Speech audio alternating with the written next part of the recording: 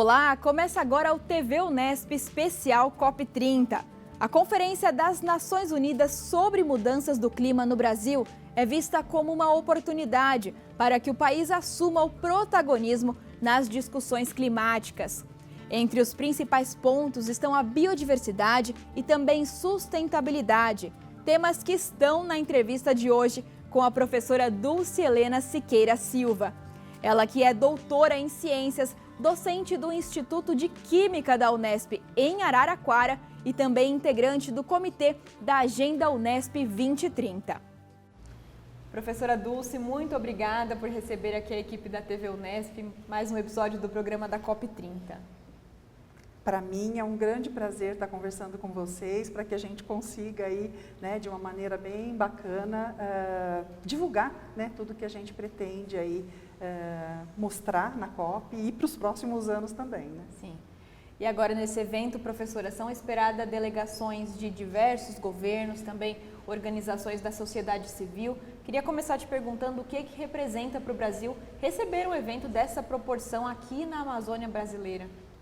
Bom, para o Brasil é uma oportunidade imperdível, né? Eu acho que estamos todos aí muito envolvidos com essa organização e para tirar o máximo proveito dessa oportunidade por dois motivos principais. Primeiro, o Brasil é um grande celeiro de recursos naturais, né?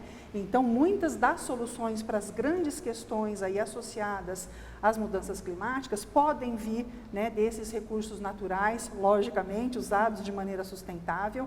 E outra, que o Brasil tem, né, um grande contingente aí de população que fica muito na beira aí, de ser considerada vulnerável, né, muitas pessoas vulneráveis e que sofreriam muito, né, numa transição que não fosse bem planejada. E professora, na sua visão, qual é então o papel do país anfitrião da COP? Eu acho que justamente focalizar, né, as discussões nessas grandes questões que perpassam, né, pela sustentabilidade social, que tem foco nas pessoas, para promover aí soluções que vão considerar essas pessoas, principalmente as mais vulneráveis, para enfrentarem, né, as grandes dificuldades que serão aí, né, estarão presentes nas nossas vidas e, lógico, né, buscar aí também soluções, né, diante desse grande repositório de recursos naturais renováveis, né, que é o Brasil, buscar soluções que sejam, né, sustentáveis e que tragam, né, realmente a resolução aí para muitos, né, dos aspectos associados às mudanças climáticas. E professora, quais são os legados do Brasil pensando em discussão climática mesmo, tanto na Eco 92 como na Rio+20, que foram discussões aqui no Brasil, mas também em outras realizadas fora do país? Essas reuniões, né, anteriores aí, que já há mais de 20 anos, né, vem acontecendo no sentido de trazerem à tona, né, as grandes questões associadas às mudanças climáticas, elas serviram, né, como espaços, né, para os diversos países aprofundarem, né, nas suas competências, trazerem aí soluções que sejam viáveis, né, para as grandes questões associadas às mudanças climáticas e, lógico, né, fomentar discussões, né, para maior interação entre os países na busca aí de soluções que sejam realmente úteis, né, para os países enfrentarem, né, esse momento difícil. E eu queria destacar em um dos encontros do Ministério do Meio Ambiente e também de Mudanças do Clima, com instituições científicas, alguns pesquisadores, né, destacaram a importância de dar mais poder para a decisão baseada na ciência na COP.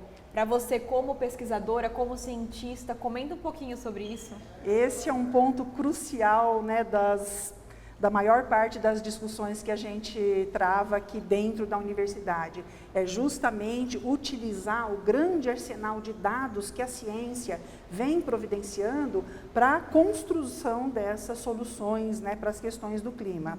Eu não poderia deixar de mencionar, né, que a Unesp, uma grande universidade, né, com mais de 50 mil alunos entre graduação e pós-graduação, tem esse papel importantíssimo de gerar conhecimento, né, e grande parte desse conhecimento voltado, né, à busca de soluções para as questões climáticas, e também, né, muito importante a gente ressaltar o papel da Unesp na formação de recursos humanos, né, recursos humanos que entendem a ciência, que usam a ciência para construir essas soluções. Então, esse contexto, né, da gente estar formando profissionais, né, muito bem capacitados para enfrentar, né, as questões climáticas, eu acho que é um legado de extrema importância. Sim.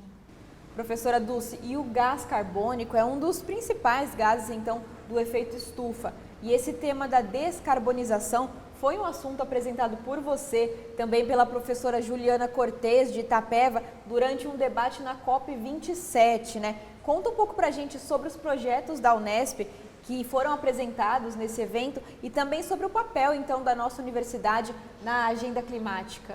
A descarbonização, ela é um dos pilares aí de todas essas discussões, porque realmente né, exatamente esse excesso, né, de gás carbônico aí que vem aprofundando, né, esses problemas. A Unesp, né, todos nós sabemos aí que tem uma das suas grandes fortalezas são as pesquisas na área de ciências agrárias, né? E no sentido amplo, né, biotecnologia, né, e ciências que tratam aí, por exemplo, da produção de combustíveis alternativos.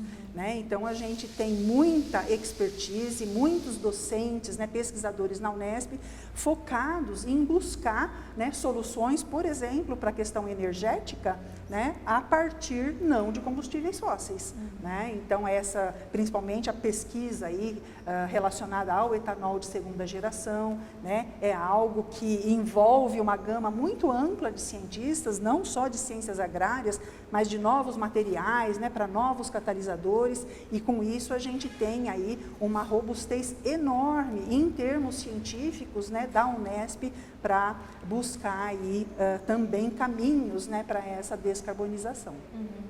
E, professora, um tema que eu gostaria de puxar também é sobre a contribuição nacionalmente determinada. Esse que é um plano de ação, né, que cada país determina para poder seguir o Acordo de Paris, que tem aquela meta de limitar o aquecimento global em até 1,5 graus.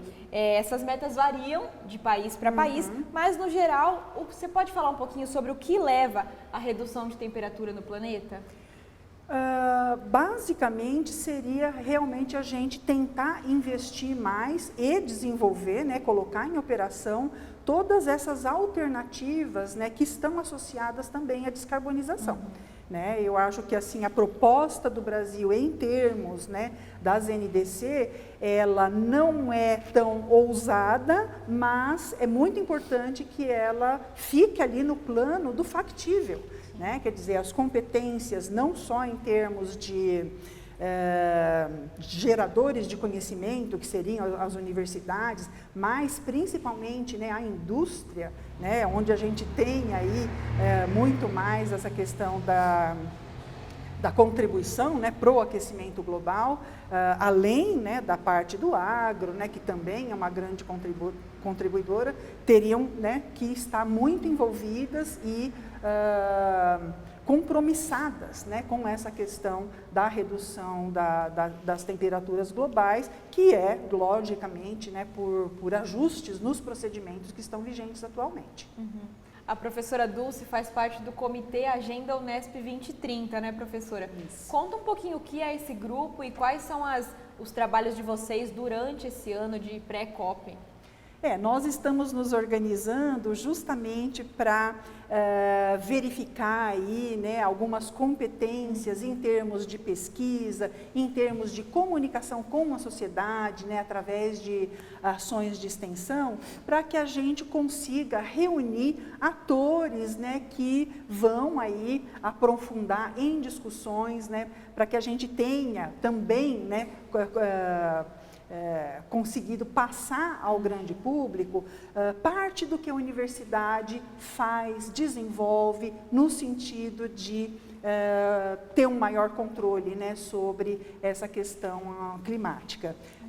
A Unesp, né, como todos devem saber, ela tem aí atuações nas mais variadas áreas do conhecimento e muitos projetos de extensão voltados, né, a ter uma interação maior com a população, né, com as comunidades, principalmente aquelas do entorno, né, dos campos da Unesp, levando essas informações, né, da questão climática, da importância da gente alterar procedimentos, não só individualmente, mas, né, as próprias cidades terem, né, essa maior consciência da necessidade, né, de adoção aí de novos procedimentos.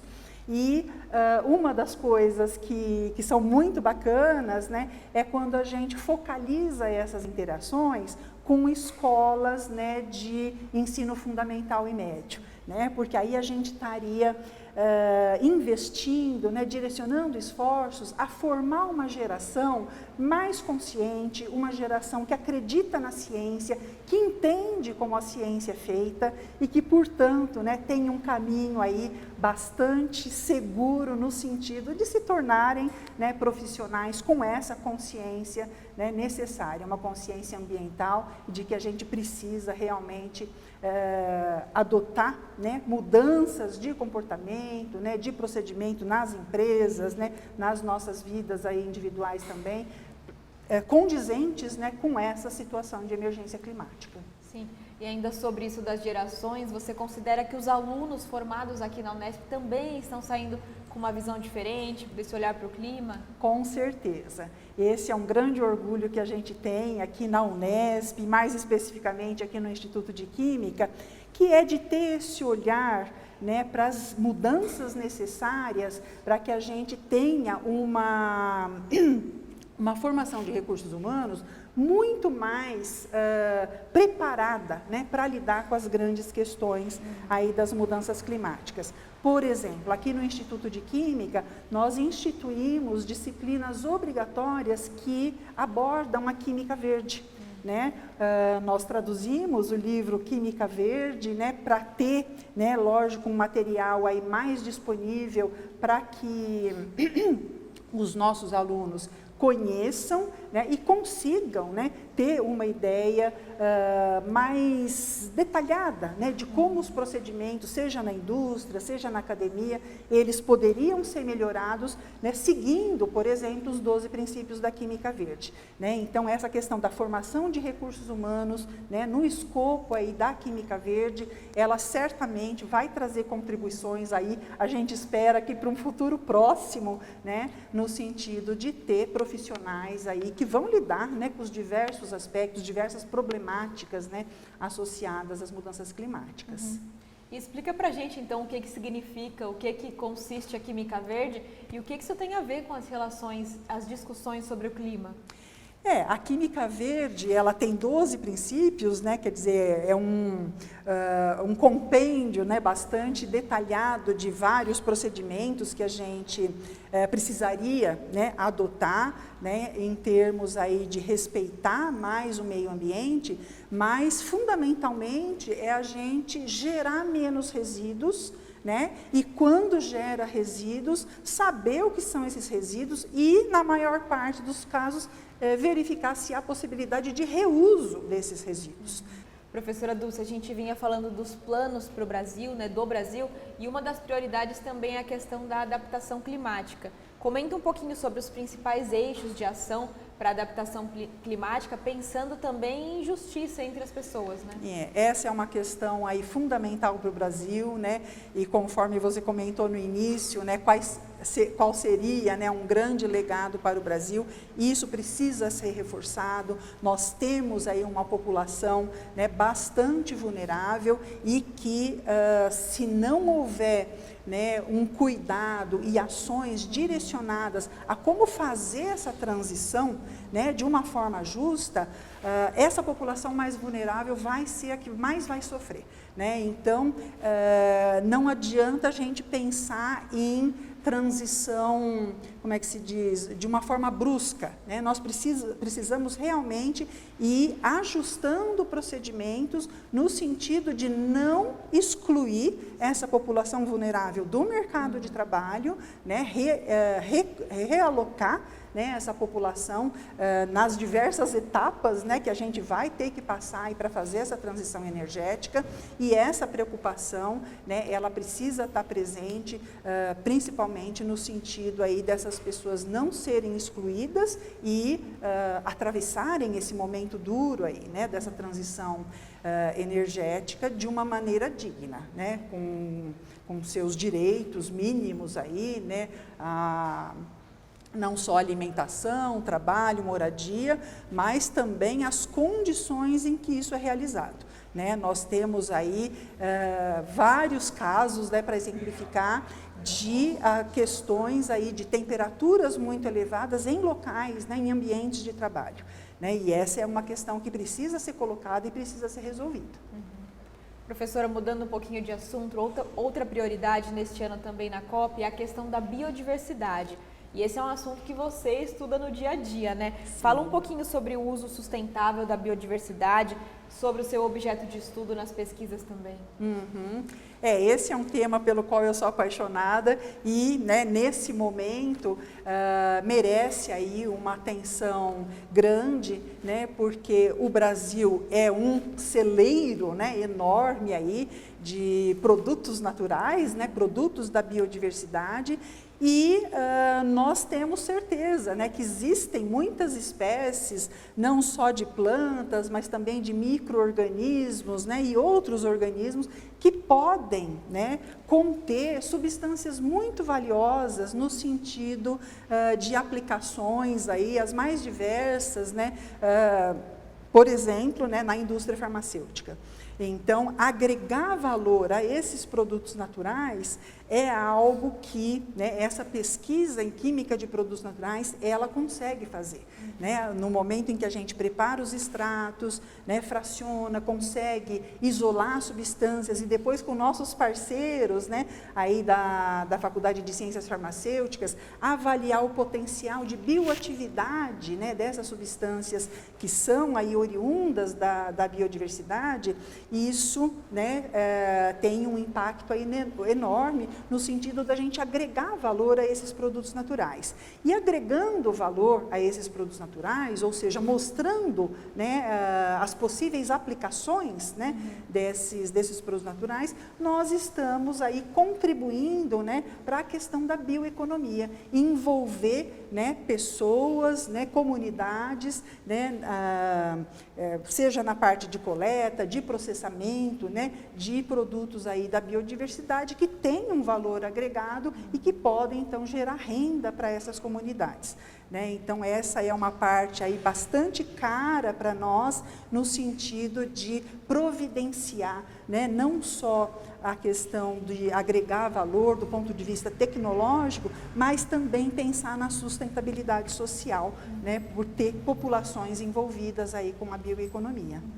E quando a gente fala de biodiversidade, isso também se reflete muito nos ecossistemas marinhos, que são objeto de sua pesquisa também. Também, né? Eu trabalho com micro-organismos que vivem associados, né, a algas marinhas, e a gente tem aí a nossa Amazônia Azul, né, para explorar também de uma forma sustentável, e muitas comunidades, por exemplo, ali na região do litoral sul de São Paulo, onde a gente tem campus da Unesp, já existe uma atividade econômica bastante intensa, né, aproveitando recursos do mar, né, por conta aí dessa biodiversidade incrível, né, que o bioma marinho fornece.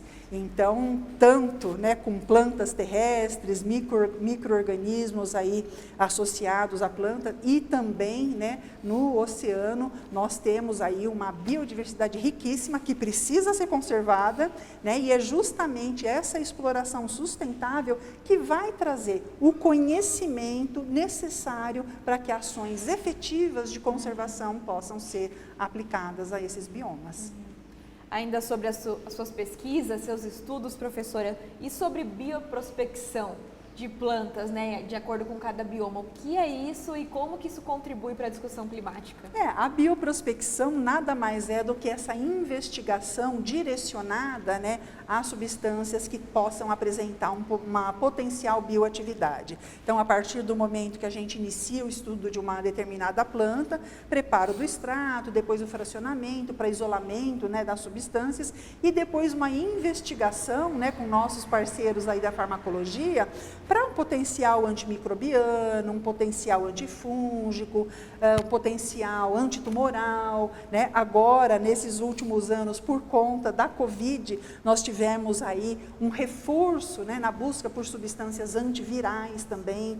Então, toda essa pesquisa direcionada às bioatividades dos produtos naturais é o que a gente chama de bioprospecção, né? E é ela justamente que pode, né, envolver aí comunidades, né, que serão beneficiadas por conta aí, né, da gente conseguir estabelecer essas cadeias da bioeconomia.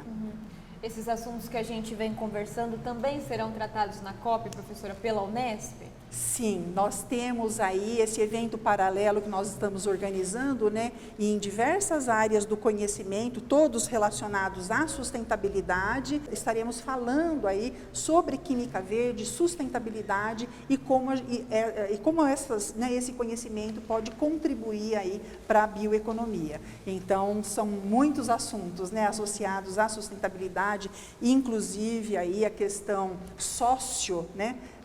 econômica, para que nunca se perca, né, essa discussão sobre o impacto, né, nas comunidades mais vulneráveis. Sim. E durante a COP30, professora, quais são as expectativas que você enxerga durante as discussões climáticas?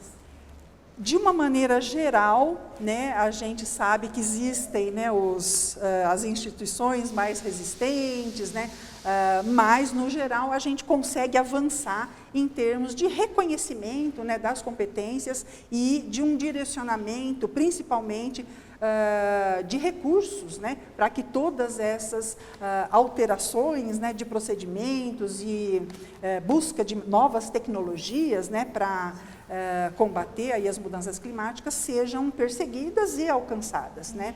Do ponto de vista da Unesp, né, com esse evento aí paralelo, nós temos uma expectativa de aprofundar interações com comunidades locais, representantes dessas comunidades e também com instituições de pesquisa, né, pesquisadores da região amazônica, para que a gente possa construir aí colaborações de mais longo prazo, né?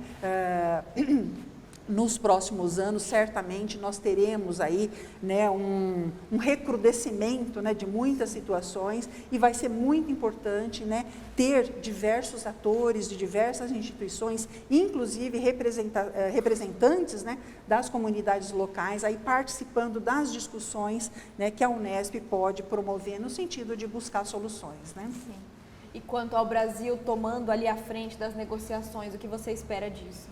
O Brasil, ele tem aí um repositório de recursos naturais incrível e eu acho, né, eu acredito que essa situação, ela possa sim, né, ser direcionadora para discussões que avancem, né, não só na questão dos investimentos que se tem que fazer, né, para todas as vertentes aí da questão climática, mas também no sentido da gente localizar, né, parceiros, né, que sejam muito responsivos, né, que consigam, né, estabelecer colaborações aí frutíferas no sentido da gente conseguir, né, ponto a ponto e atacando e construindo soluções para os diversos problemas que vão acontecer.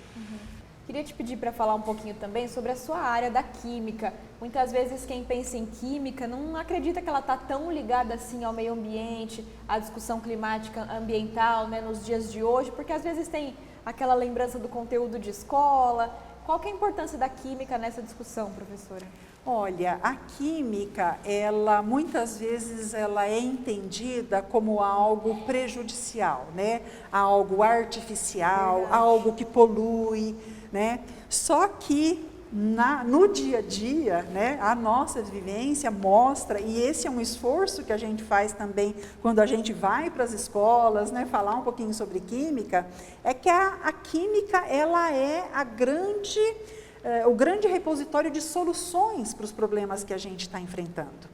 Né? Então, conhecer as reações químicas, né, conseguir fazer prognósticos sobre quais reações podem trazer soluções aí, né, para uma gama muito variada de problemas, né, a própria descoberta de novos materiais, a nanotecnologia, novos catalisadores, né, para acelerar reações que sejam de interesse para a produção de materiais associados aí, né, a processos mais sustentáveis, né. A química ela se apresenta aí como uma alternativa de soluções infinitas, né?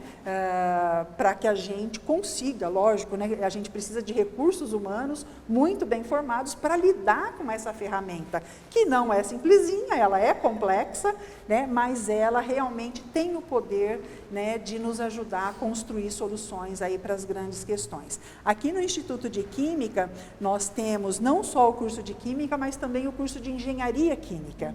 E essa é uma parceria muito bem-vinda, porque muitas vezes os processos que a gente desenvolve em pequena escala, com os nossos parceiros aí, engenheiros químicos, né, a gente pode aí, já de uma maneira mais rápida, né, buscando aí experimentos, né, e avaliações que permitam verificar se em larga escala aquela solução vai funcionar também, não só no laboratório. Então, a participação não só de químicos, né, mas de engenheiros em todo esse processo, ela é fundamental para a construção dessas soluções.